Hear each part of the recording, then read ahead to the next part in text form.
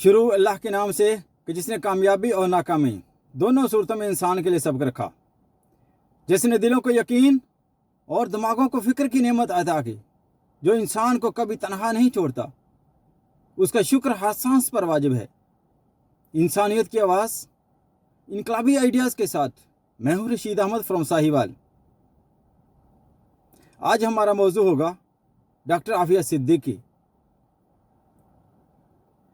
दोस्तों, इस दुनिया में जुल्म की दास्तानें हमने बहुत सुनी हैं, किताबों में पढ़ी हैं।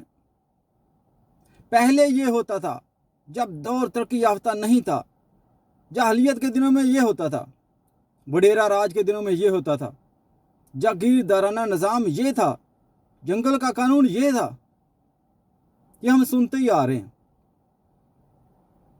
जब कभी कभार मिसालें मिलती भी हैं सामने, लेकिन ऐसी ही एक जिंदा मिसाल ये डॉक्टर आफिया सिद्दीकी की है। डॉक्टर आफिया सिद्दीकी केस का जो स्टार्ट है वो जनरल परवेज मुशर्रफ साहब के ज़माने से शुरू हुआ। उस दौर में अमेरिकन फ़ौज जो थी वो डॉक्टर आफिया सिद्दीकी को उठाकर ले गई। 5 से 6 साल तक उसने उसकी तफ्तीश की और उसके बाद ये फैसला जो था डॉक्टर आफिया सिद्दीकी का, ये अदालत में गया। अदालत ने उसे 86 साल की कैद सुनाई, जो कि आज भी वो अमेरिका की जेल में वो सज़ा भुगत रही है।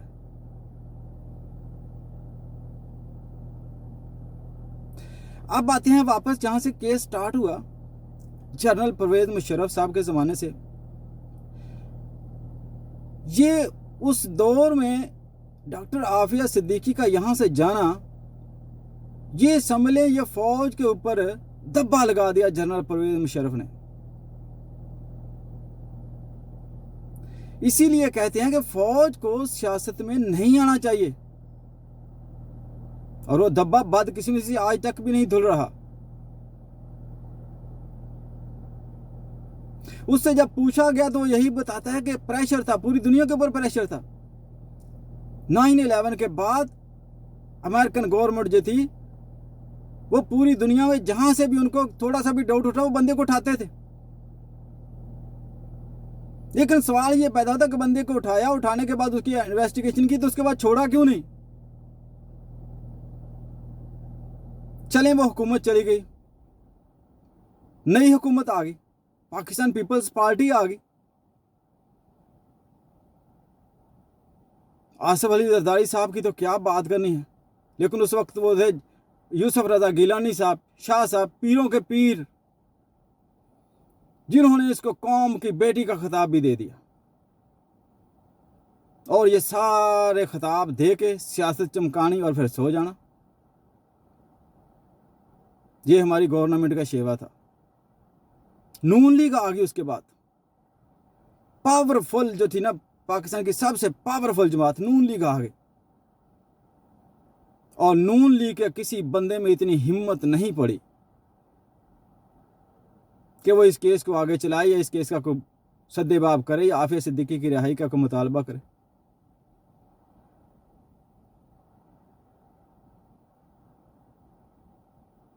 केस चलता क्या। अब देखें, ये तो थी हमारी गवर्नमेंट की, जितनी भी गवर्नमेंट थी उनकी वो एक हिसाब से नालायकी लगा लें, डरपोकी लगा लें, जो भी कहीं इसको सब कुछ जायज़ है। और फिर मौजूदा हुकूमत आ गई। ये जो मौजूदा हुकूमत है ना इमरान खान साहब की, यार एक तो ये जो दौर है इतना खतरनाक दौर है कि इसमें किसी भी इंसान की कोई पहचान नहीं हो सकती। हकीकत बता रहा हूं आपको, इतना खतरनाक दौर कि जिसमें आप किसी इंसान को ये नहीं कह सकते कि ये बंदा जो ना बड़ा पता नहीं वो अंदर से क्या है क्या नहीं है। ये इमरान खान साहब इसी आफिया सिद्दीकी का नाम ले लेकर ये कुर्सी पर बैठ गए आके, और ये पिछली हुकूमतों से भी बदतरीन आफिया सिद्दीकी केस में इनका ये निज़ाम रहा कि इन्होंने इसका नाम ही नहीं लिया।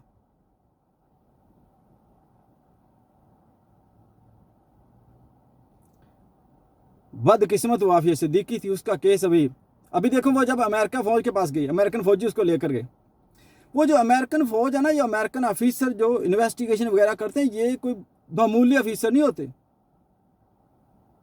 ये बाकायदा यूनिवर्सिटियों से बहुत पढ़े लिखे, बहुत एजुकेटेड, बहुत ही काबिल समझे जाने वाले, बहुत ही इंसानियत के ऊपर फख्र करने वाले, ये वो लोग होते हैं। और उनको इन्वेस्टिगेशन करते वक्त कोई रहम नहीं आया।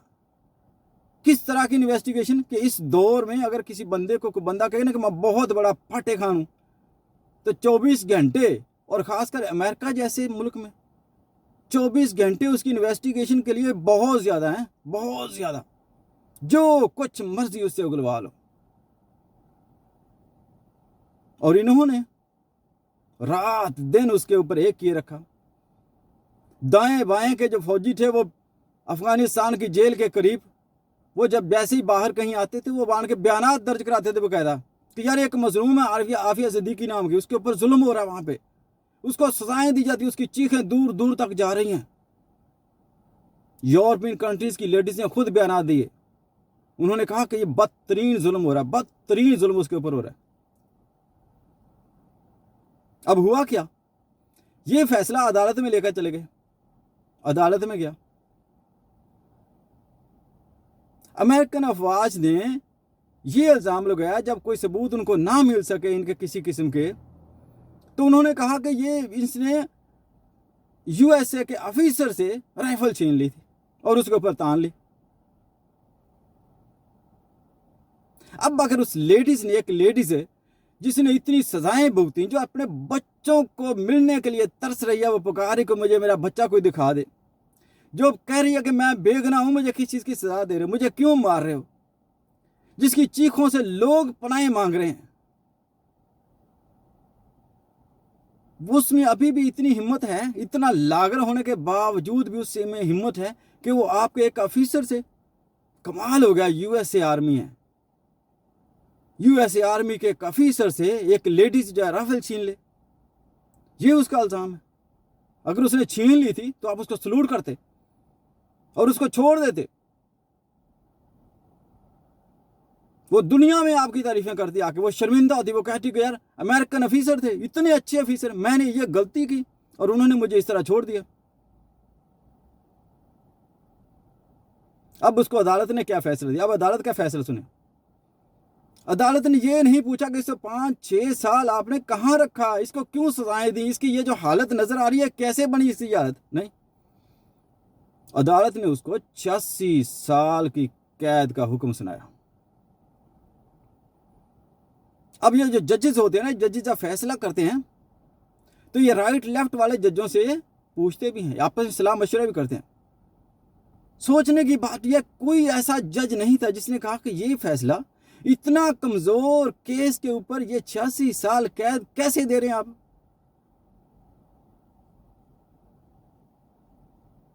क्या जजेस के ऊपर कोई दबाव था?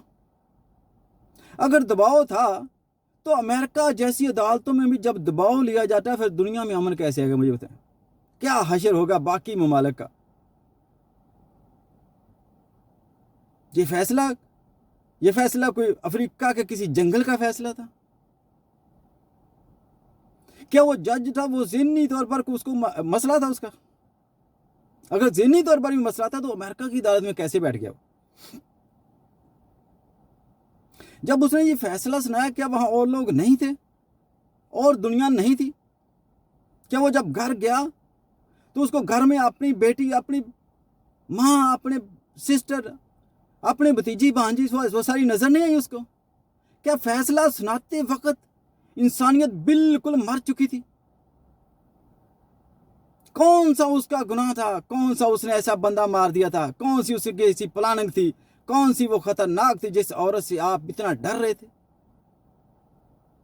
सुपर पावर और एक औरत से डरना इतना, और 86 साल की कैद सुना देना और इंसानियत का मुकम्मल तौर पर सो जाना। ये फैसला कोई समझ से बालातर नजर आता है, समझ से बिल्कुल बालातर। अमेरिका अगर ये खुद सोचे, क्या उसका कोई बंदा अमेरिका का होता और इतना कमजोर केस उनके शहरी पर होता किसी और मुल्क में, تو وہ سزا تو دور کی بات کیس بھی درج نہ کروانے دیتے ہو. تو کیا یہ انسانیت ہے؟ کیا انسانوں میں اتنا فرق ہوتا ہے؟ اگر انسانوں میں اتنا فرق ہوتا ہے تو ساری دنیا کے انسانوں کے لیے ایک انسانیت کا لفظ کیوں استعمال کرتے ہیں پھر؟ یہ اس کا پراپر حال ڈھونڈے کہ دنیا میں یہ فرق ہے انسانوں میں، تاکہ ہر بندے کو اپنی ویلیو کا پتہ چلے. یہ جو دنیا میں عذاب آئے نا، اس سے پہلے بندوں سے بندر بنا دیے گئے، شکلیں بگاڑ دی گئیں، بستیاں الٹ دی گئیں، سیلاب کی شکل میں بستیوں کو ڈبو دیا گیا. یہ وہ ان کی وہ سزا نہیں تھی کہ شاید انہوں نے کوئی ناچ گانا گایا تھا، یا انہوں نے کوئی شراب پی تھی، یا انہوں نے کوئی چرس پھیم یا پنگ پی لی تھی. نہیں، ہاں وہ بھی گناہ ہیں، لیکن ان گناہوں کی سزا نہیں تھی. وہ انسانیت کی تذلیل کی سزا ملی تھی ان کو. اور آج بھی ان جیسی ایک بیماری آئی ہے. یہ کرونا بیماری کیا ہے؟ ایک کسی بھی آنکھ سے نظر نہ آنے والا اتنا چھوٹا کیڑا، اتنا چھوٹا جراثیم دنیا کو ہلا کر رکھ دیا. یہ کہاں سے آ گیا ہے؟ یہ انہی مظلوموں کی بددعائیں ہیں جو کوئی بندہ سوچ نہیں رہا. تو اپنی ہٹ درنی میں، اپنی انا کے مسئلے میں ہر بندہ لگا ہوا ہے کہ میری انا کا مسئلہ ہے، میرے ملک میں، میں فلاں ملک کا ہوں، میں تو بہت بڑا ہوں، مجھے حق سچ کا کوئی نہیں ہے. تو پھر اگر سارا کچھ ہے تو پھر وہ جس کی لاٹھی بھینس اسی کی، پھر وہی قانون ہو گیا. پھر کون سی یہ سلامتی کونسل، کون سا UN اور کون سے دنیا میں ادارے، یہ تنظیموں کے ادارے، یہ جناب انسانیت کے ادارے.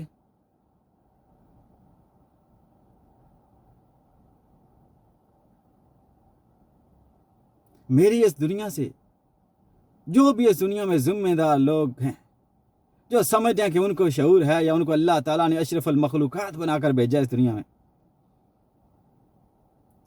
تو وہ اس سسٹم میں آگے بڑھیں، وہ جیلوں کا سروے کریں.